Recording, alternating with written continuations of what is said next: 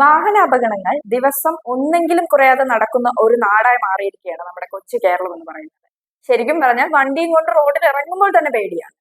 അതിന് എത്രയൊക്കെ വണ്ടി നന്നായി ഓടിക്കുന്ന ആളാണെങ്കിലും ഇങ്ങോട്ട് കൊണ്ടുവന്ന് ഇടിക്കുമോ എന്നൊരു പേടി അയാൾക്കും ഉണ്ടാവും. ഒരു വാഹന അപകടം നടന്നാൽ തിരിഞ്ഞു പോലും നോക്കാതെ ഇടിച്ചിട്ട് ഓടിപ്പോകുന്നവരുണ്ട് നമ്മുടെ നാട്ടിൽ. ചിലപ്പോൾ ഒന്നും അറിയാതെ മര്യാദയ്ക്ക് ഓടിച്ചു വന്ന ആളായിരിക്കും നടുവും തള്ളി റോഡിൽ വീണ് കിടക്കുന്നത്. എന്നാലും ഒന്ന് വണ്ടി നിർത്തി അയാളെ ഒന്ന് നോക്കാൻ ഇടിച്ച ആൾക്ക് പേടിയായിരിക്കും. അതിന്റെ ഒരു പ്രധാന കാരണം എന്ന് പറയുന്നത് ഈ കേസാകുവോ, ഇനി അയാൾ വലിയ നഷ്ടപരിഹാരം ചോദിക്കുവോ എന്നൊക്കെ ഉള്ള ഒരു പേടി തന്നെയാണ്. എന്തായാലും വണ്ടി ഓടിക്കുമ്പോൾ വളരെ സൂക്ഷിച്ചോടിക്കാൻ നിങ്ങൾ എല്ലാവരും ശ്രദ്ധിക്കുന്നത് ഒരു നല്ല കാര്യമാണ്. ഇനി അഥവാ അപകടം പറ്റിപ്പോയി, മനുഷ്യന്റെ കാര്യമല്ലേ, അങ്ങനെയാണ് എന്തൊക്കെ രീതിയിൽ നമുക്ക് കേസാകുമെന്ന് ഒന്ന് നോക്കാം. സപ്പോസ് വണ്ടിയുടെ ഇൻഷുറൻസ് ഒക്കെ ഓക്കെയാണ്, വേറെ കുഴപ്പമൊന്നുമില്ല, അങ്ങനെയാണെങ്കിൽ നമ്മൾ വണ്ടി ഓടിച്ച് പോവുകയാണെന്ന് വെക്കുക. അപ്പൊ കഷ്ടകാലത്തിന് നമ്മുടെ വണ്ടി വേറൊരു വണ്ടിയിൽ ചെറുതായിട്ടൊന്ന് ഇടിക്കുകയാണ്. ഈ സാഹചര്യത്തിൽ നിങ്ങൾ ഒന്നും കൊണ്ട് പേടിക്കേണ്ട ആവശ്യമില്ല. കാരണം പരിക്കേറ്റ ആളെ വേഗം ഒന്ന് ഹോസ്പിറ്റലിൽ എത്തിക്കുകയാണ് ആദ്യം നിങ്ങൾ ചെയ്യേണ്ടത്. പിന്നീട് പോലീസിനെ ഫോണിൽ വിളിച്ച് അറിയിച്ചാലും മതിയാവും. അല്ലാതെ ഒരു തരത്തിലുള്ള സെറ്റിൽമെന്റിനും നിന്ന് കൊടുക്കേണ്ട കാര്യമില്ല.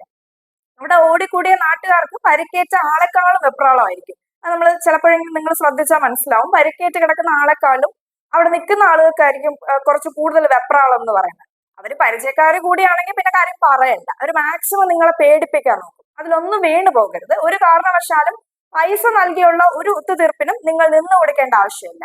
ഇനിയിപ്പോൾ പരാതി ഇല്ലെന്നൊക്കെ അപകടം പറ്റിയ ആള് നിങ്ങൾക്ക് എഴുതി തന്നു എന്ന് വിചാരിക്കാം. എന്നാലും അയാൾക്ക് ഫ്രാക്ചർ ഉണ്ടേ നിങ്ങൾക്കെതിരെ കേസിന് പോകാൻ പറ്റും. അയാൾക്ക് ഏതെങ്കിലും വക്കീൽ അയാളെ ക്യാൻവാസ് ചെയ്ത് അതൊരു ഗ്രീവിയസ് ഹേർട്ടായി പരിഗണിച്ച് നിങ്ങളിൽ നിന്ന് നഷ്ടപരിഹാരം വാങ്ങാനും വകുപ്പുണ്ട് ഈ പറയുന്ന കാര്യത്തിന്. ഇനിയിപ്പം വലിയ മുറിവൊന്നും നിങ്ങൾ ഇടിച്ച ആൾക്ക് പറ്റിയില്ല, ദൈവസഹായം കൊണ്ട് ചെറിയ സ്റ്റിച്ച് അല്ലെങ്കിൽ ജസ്റ്റ് ഒന്ന് ഡ്രസ്സ് ചെയ്താൽ മതിയെങ്കിൽ നിങ്ങളുടെ മാനുഷിക പരിഗണന വെച്ചും പിന്നെ നിങ്ങളുടെ സാമ്പത്തിക സ്ഥിതിയൊക്കെ വെച്ച്, ഇപ്പൊ 1000 2000 ഒക്കെയാണ് അദ്ദേഹത്തിന്റെ ബില്ല്, ഹോസ്പിറ്റൽ ബില്ലെങ്കിൽ അത് വേണമെങ്കിൽ അതൊരു ചെറിയ തുകയാണല്ലോ. അപ്പൊ നിങ്ങൾക്ക് അത് ആശുപത്രിയിൽ ബില്ലായിട്ട് അടയ്ക്കാവുന്നതാണ്. അപകടം പറ്റിയ ആള് കേസിന് പോയി എന്ന് വെക്കുക, അതിനുള്ള വക്കീൽ ഫീസ് ഒന്നും നിങ്ങൾ കൊടുക്കേണ്ട ആവശ്യമില്ല. കാരണം ക്ലെയിം കിട്ടുന്ന തുകയുടെ 1% വക്കീലിന്റെ ഫീസായിട്ട് പോകുന്നത്.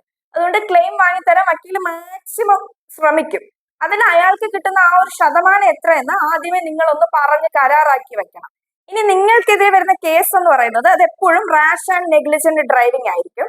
നിങ്ങൾ കുറ്റം സമ്മതിക്കുന്നതോടെ കേസ് അവിടെ തീരും. ബാക്കി ഇൻഷുറൻസ് കമ്പനിക്കാർ വക്കീലിനെയൊക്കെ വെച്ച് കേസ് നടത്തിക്കോളും.